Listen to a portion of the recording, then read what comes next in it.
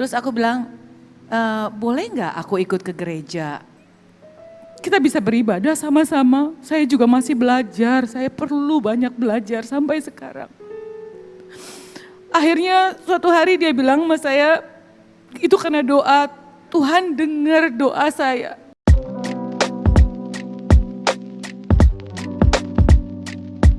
Shalom Alaikum, selamat datang kembali di channel ini guys. Kali ini saya akan membahas dan mengungkapkan alasan apa kok bisa Kiki Fatmala, seorang artis mantan pemain Gini Oh Gini kalau nggak salah ya.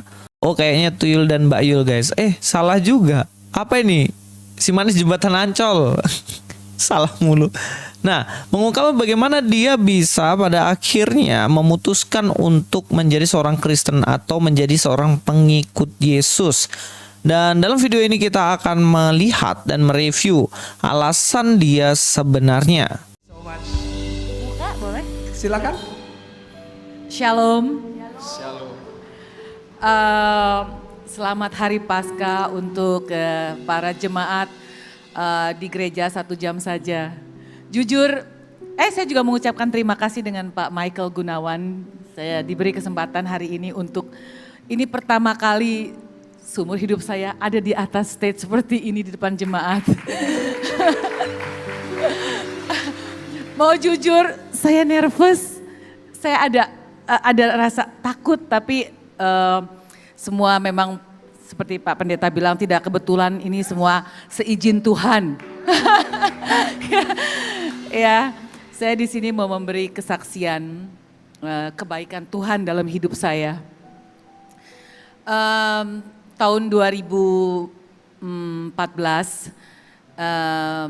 saya main ke rumah temen, terus pada saat itu saya lagi banyak problem, banyak masalah untuk keluarga. Saya dengerin lagu, waktu itu saya nggak ngerti lagu rohani, saya nggak ngerti. Tapi saya dengerin lagu di rumah dia itu yang bikin saya kok bisa nangis. Gak tau air mata saya keluar terus sampai gak bisa stop. Terus saya dengerin terus pujian-pujian penyembahan lagu-lagu rohani. Terus ini singkat cerita aja biar gak terlalu lama ya. Terus saya bilang sama teman saya gini, ini lagu apa ya? Terus teman saya bilang ini lagu rohani. Terus saya minta didengerin lagi lagu-lagu yang lain. Saya sering datang ke rumah dia beberapa kali. Saya bilang saya mau denger lagi lagunya. Denger lagi di rumah dia. Terus akhirnya teman saya bilang, kamu ngerasain apa? Aku tuh ngerasa kayak denger lagu itu ada damai. Aku juga gak tahu rasanya kok bisa keluar air mata, sedih aja. Terus aku bilang, boleh gak aku ikut ke gereja? Pertama kali 2014 setelah dengar lagu rohani. Puji Tuhan. Terus pertama kali saya ke gereja sama teman saya diajak duduk paling depan seperti ini di depan. Waktu saya lihat kamera langsung saya gini, aduh mati deh. Aduh saya ketakutan. Ketakutan kalau orang tahu saya di agama yang lain. Jadi saya takut masuk gereja tapi saya mau dengar. Saya duduk paling depan diajak sama teman saya bilang sama teman saya, bisa nggak kita duduk paling belakang biar nggak kena kamera. Terus setiap kamera ke muka saya selalu begini, saya ketakutan. Terus akhirnya setelah pulang dari gereja, saya selalu pulang dari gereja saya ngerasa happy, saya ngerasa kok saya dengerin firman-firman yang pertama kali saya dengar ke gereja, dengar firman yang kasih dan mengampuni. Itu saya ingat terus. Terus minggu ke depannya saya lagi ke gereja lagi, ada kerinduan saya mau ke gereja. Setiap minggu saya ikut sama teman saya ke gereja yang sama. Tapi saya duduknya paling belakang, karena saya gak mau dilihatin ada kamera. Terus dengan berjalannya waktu saya ngerasa ada damai sejahtera kalau saya pulang dari gereja. Udah singkat cerita kemarin corona ya, lagi corona gereja tutup. Gereja tutup, saya tetap ada kerinduan untuk beribadah. Saya selalu dengerin ibadah online setiap hari, Pak Michael Gunawan, setiap jam 8 malam. Jadi saya kenal Pak Michael Gunawan dari YouTube sebelum saya ke sini. Ya, terus setelah itu saya dengerin banyak ibadah online. Saya ada kerinduan dalam hati saya. Tuhan tuh sangat baik sama saya. Kalau saya pergi ke gereja, saya tidak minta apa-apa. Saya tidak pernah minta mau ini, mau itu, enggak. Saya hanya mengucap syukur kebaikan Tuhan dalam hidup saya. Ya, setelah kita melihat beberapa penyampaian dari Kiki Fatmala, saya mau menyimpulkan beberapa hal ya. Yang pertama, bagaimana dia tersentuh oleh karena lagu rohani pada waktu itu. Kedua, adanya damai dalam hatinya. Ketiga, dia mengerti tentang makna kasih dan pengampunan itu. Dan keempat, ke gereja memang untuk mengucap syukur karena Tuhan itu begitu baik baginya. Dari keempat hal ini sudah cukup bagus sebagai langkah bagus yang mana Mbak Kiki ini pada akhirnya mengikuti Yesus. Dan dari sini baru awal, Mbak. Kalau bisa terus belajar mengenal tentang Kristus, tentang kasih dan pengampunan itu. Sebab itulah puncak kebaikan Allah dalam hidup kita.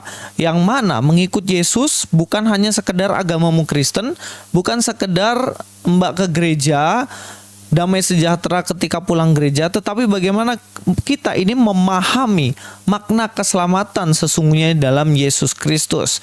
Mari kita akan lihat di dalam kitab Mazmur ya. Dalam Mazmur 107 ayat 1-3, bersyukurlah kepada Tuhan. Ini seperti apa yang disampaikan Mbak Kiki tadi ya. Bagaimana dia bersyukur kepada Tuhan. Sebab apa? Sebab ia baik. Bahwasannya untuk selama-lamanya kasih setianya. Bagaimana kasihnya setia tidak pernah berakhir dalam kehidupan manusia. Biarlah itu dikatakan orang-orang yang ditebus Tuhan.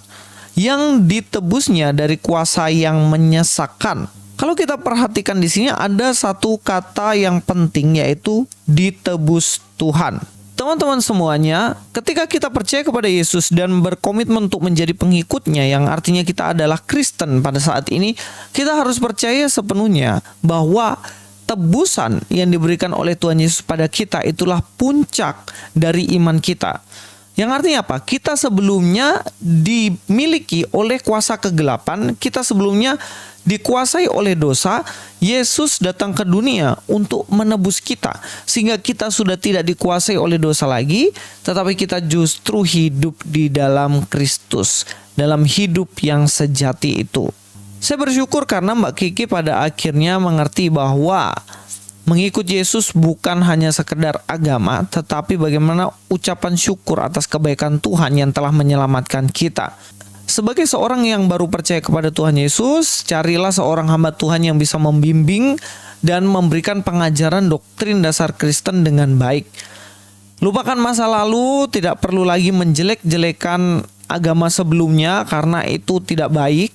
Lebih baik fokus saat ini belajar sungguh-sungguh di dalam iman Kristen sehingga mencapai pengenalan yang utuh mengenai Yesus Kristus itu sendiri. Dan bagian kedua yang saya mau lihat dari Mbak Kiki adalah sebagai berikut, guys. Terus ada kerinduan.